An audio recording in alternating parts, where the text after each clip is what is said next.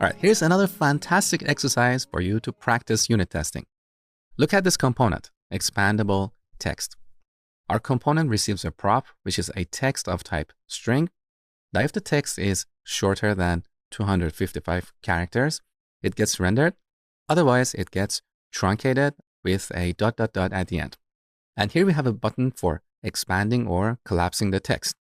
Now, before testing this, let's see it in action. So we go to our playground and render our expandable text component. Now, let's set the text to a short text. All right, here's what we get. The full text is rendered. But if we pass a long string here, which we can generate by typing lorem followed by a number, a big number like 100 and tab, that's a long lorem ipsum text. Now we can grab this and paste it here. Look what happens. So our text is truncated. And here we have the show more button. Ignore the styling. I forgot to apply a class. We can fix it by applying the btn class to our button. So here we set class name to btn. All right, that's better. Now, if we click this, we see the full text, and now we have show less. This is a great exercise for you to practice what you have learned so far. So spend 15 to 20 minutes on this, and then come back and see my solution. All right, just like before, we start with the rendering tests, and then we'll move on to user interactions. So what aspects do we want to test here? For rendering, we want to make sure that if the text is short, the full text is rendered. Otherwise, our text is truncated. These are the two aspects we need to test. So here's our first test case. Should render the full text if less than 255 characters. So here we call render and pass expandable text. We set the text prop to some short text. Now to look this up in the DOM, we use screen.getByText. Now let me show you a shortcut. Earlier in the course, we installed an extension for React testing library. In case you didn't do it, it's right here, testing library snippets from Dean software. Now with this, we can generate this statement by typing QT, that is query by text. If we press enter, now we have all query methods for looking up an element by text. So we have get by text, get all by text, query by text, and so on. Now, similarly, we have query by role, so QR, but in this case, we're going to go with QT, okay? So we're going to look up an element by this text. Now, we don't want to repeat this here, so let's put it in a constant, short text, and now we can reuse it in multiple places. Text and text.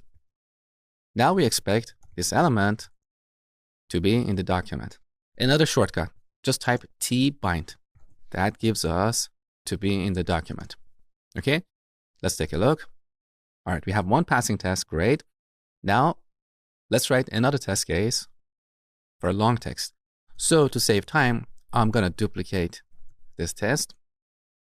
Now let's change the test name. Should truncate text if longer than 255 characters. Now to generate a long text, we can grab a character like A and then repeat it, let's say 256 times. Now in this test, we have to look for the truncated text. So let's declare a constant called truncated text. We grab our text, apply a substring, and grab the first 255 characters. And then we append ... at the end. That is what we expect to have in the DOM. So let's pass it to getByText. Take a look. Our test is passing, great. Now in this scenario, we also want to look for the presence of the show more button. So to find our button, we type QR, get by role, and pass button. We store it here. First, we expect the button to be in the document. And then we verify that it has the right label. So to have text content, And here we use a regular expression and look for more. Now, earlier I told you that get by role throws an error if there is no element matching the criteria. So technically speaking, we don't even need to check if the button is in the document, because if it doesn't exist, this test is going to fail on this line anyway. So in this case, we can safely remove this line. But if we didn't have another assertion after, our test would look weird. It would look unfinished. So for clarity, if we don't have other assertions, I would prefer to check if the element is in the document, okay? We don't need it for now. Now let's take a look.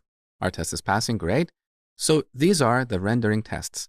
Now let's test the user interactions. So again, to save time, I'm going to duplicate this test because we're dealing with a long text. Now there are two places where we are generating long text. Let's move these outside of our test cases into a single place. So we can go to our test suite. First of all, we can declare a constant called limit. We set it to 255. So if the requirements change in the future, there's a single place in our tests we need to update. Now for generating a long text, we can grab A and repeat it up to limit plus 1. Now for generating the truncated text, we declare a constant. And here we get our long text and grab the first 255 characters, in this case, limit.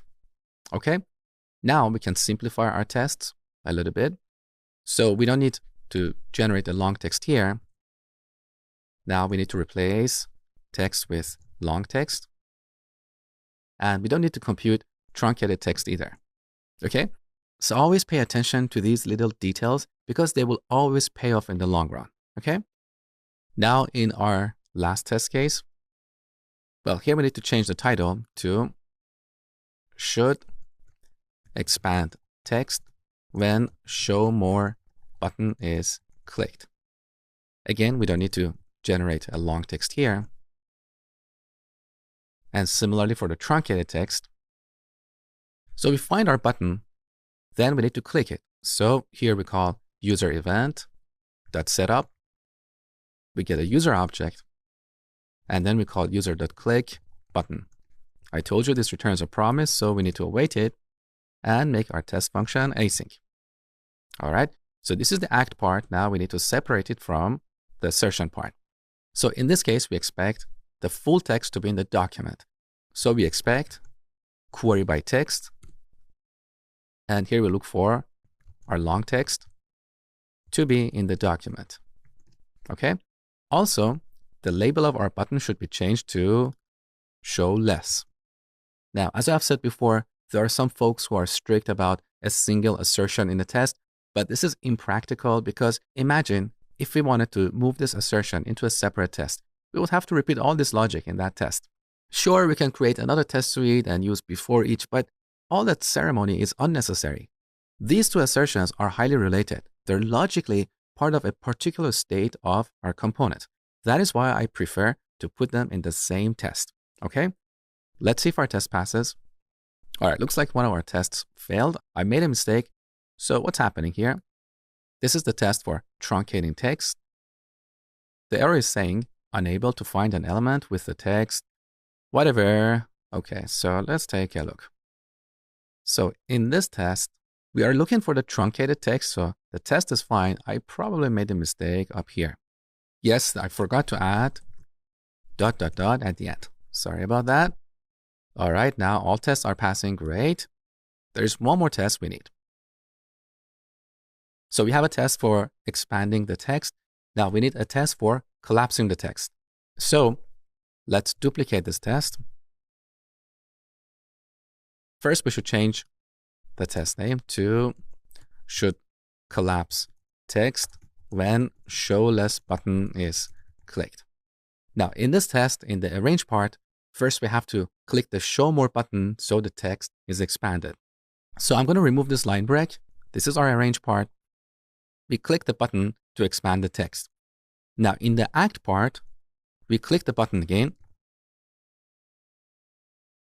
and then assert that the long text is no longer in the document, so we should look for truncated text and the show more button. Now take a look. Our tests are passing, but I don't like the way I've written this test. Let me show you a better way. First, we're going to rename this button to show more button. And for clarity here, we can apply a filter. We can set the name to more. Now it's clear that on this step, we're clicking the show more button. Now in the act part, we can call get by role to get a button. And here we apply a filter as well. This time we're looking for the show less button. So we store it in a constant show less button. And at this step, we are clicking the show less button. Even though it's technically the same button, now our test code better aligns with the test description. This is just a personal preference. You don't have to do this. Now let's see if our tests are still passing. There you go. Beautiful. We're done with this exercise, so let's move on to the next lesson.